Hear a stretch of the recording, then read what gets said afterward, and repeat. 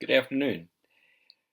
I am so excited as I read your discussion boards. You have really developed an excellent ability to ask quality questions, penetrating questions, evaluative questions, which are so important for effective ministry leadership.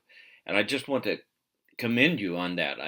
So many times, as I told a friend last night, uh, while you want to have some other comments on Facebook sometimes I would like to have a like on your discussion boards.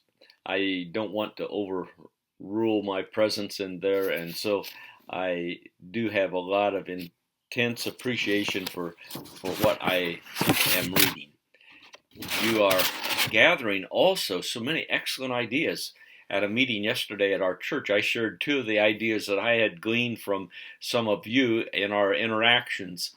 And so I hope you're doing the same thing and expanding your understanding of ministry and how different churches function, but how an idea in this church can be very helpful to you in this church. You may not duplicate it, but you may glean from it an excellent idea that enhances your ministry and puts a fresh, fresh freshness to it that is so significant and helpful.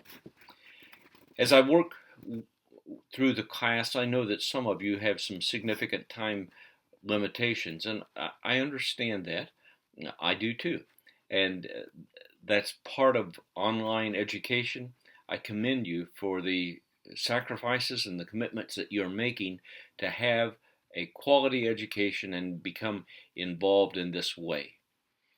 One of the things that I have been reminded to remind you about is that evaluations of the class are now available, and I want to encourage you to complete those. It takes just a few minutes to do it, but it's so significant.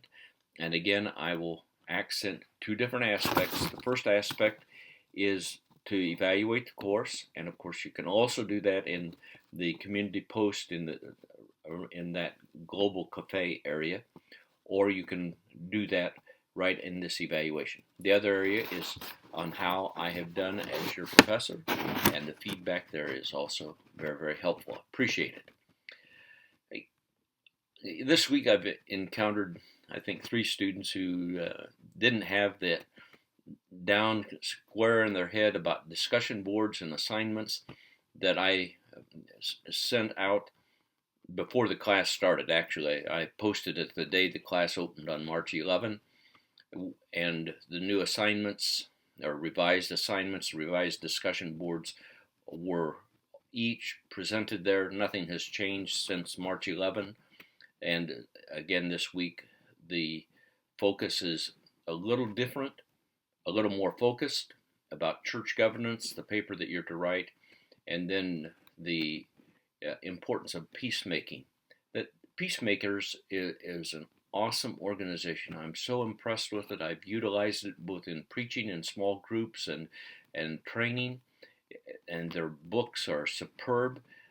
I encourage you to dig deep on that resource, and out of that resource, then you will be interacting.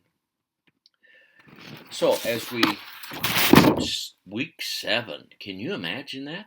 We are almost done, and I want you to do your best. Keep working. And by the way, I've gotten all of the pastoral uh, interviews read that, and they are awesome. I tell you, you have gleaned so much from your pastor.